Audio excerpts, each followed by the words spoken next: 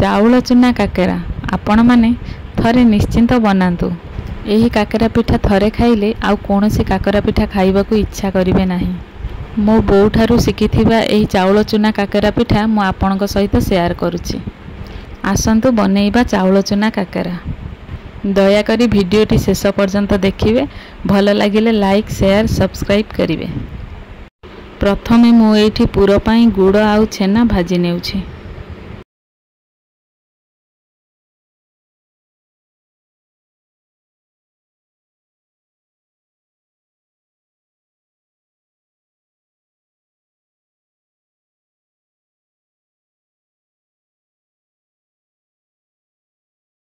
ପୁର ଭାଜି ହୋଇ ସାରିଲାଣି। ଏବେ ଏହାକୁ କାଢ଼ି ନେବା। ସେଇ କଡ଼ାଇରେ ପାଣି ଆଉ 1 ଚାମଚ ଲୁଣ ଦେଇ ପାଣି ଫୁଟିବା ପର୍ଯ୍ୟନ୍ତ ଘୋଡ଼େଇ ଦେବା। ଏବେ ପାଣି ଫୁଟି ସାରିଲାଣି। ସେଥିରେ ଗୁଡ଼ ପକାଇ ପାଣି ସହିତ ଗୁଡ଼କୁ ମିଶାଇ ଦେବା।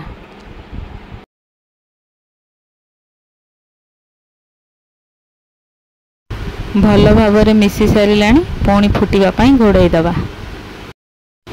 ଏବେ ଗୋଟିଏ ପାତ୍ରରେ ଅଳ୍ପ ଚାଉଳ ଚୁନା ନେଇ ସେଥିରେ ପାଣି ଦେଇ ମିଶାଇ ଦେବା।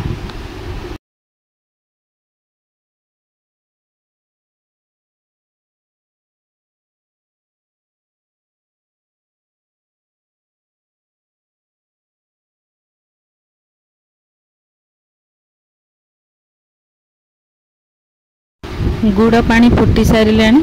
ସେଥିରେ ଅଳ୍ପ କିଛି ପାନମଧୁରୀ, 2ରୁ 3ଟି ଗୁଜୁରାତି ନେଇଛି।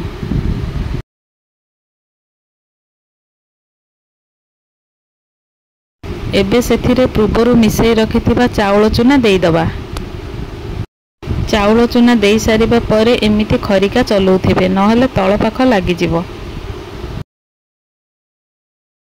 ଏବେ ତ ଫୁଟି ସାରିଲାଣି।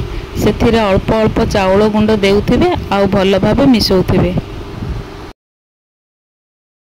ଯଦି ନରମ ଜନ୍ତା କରିବେ ନରମ ପିଠା ହେବ, ଯଦି ଟାଣ ଜନ୍ତା କରିବେ ଟାଣ ପିଠା ହେବ। ଆପଣଙ୍କୁ ଯେମିତି ପସନ୍ଦ ଆପଣ ସେମିତି ପିଠା ଜନ୍ତିବେ।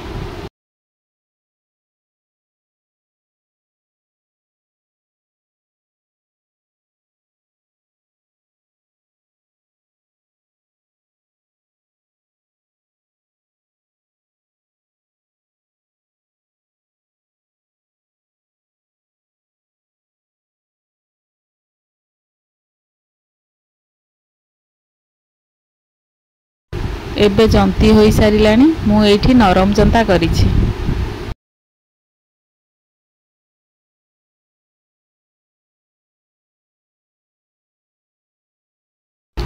ଏବେ ଏହି ଜନ୍ତୁଣୀକୁ ଥଣ୍ଡା ହେବା ପାଇଁ ମୁଁ କଦଳୀ ପତ୍ରକୁ କାଢ଼ି ନେଉଛି।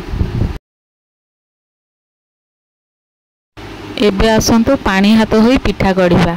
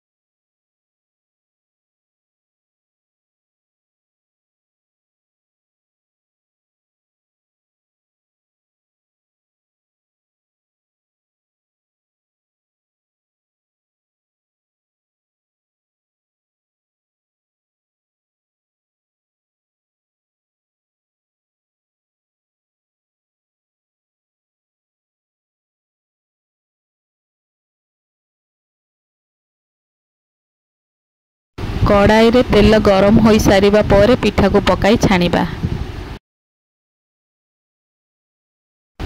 ଏବେ ବନିଗଲା ଆମର ଚାଉଳ ଚୁନା କାକରା।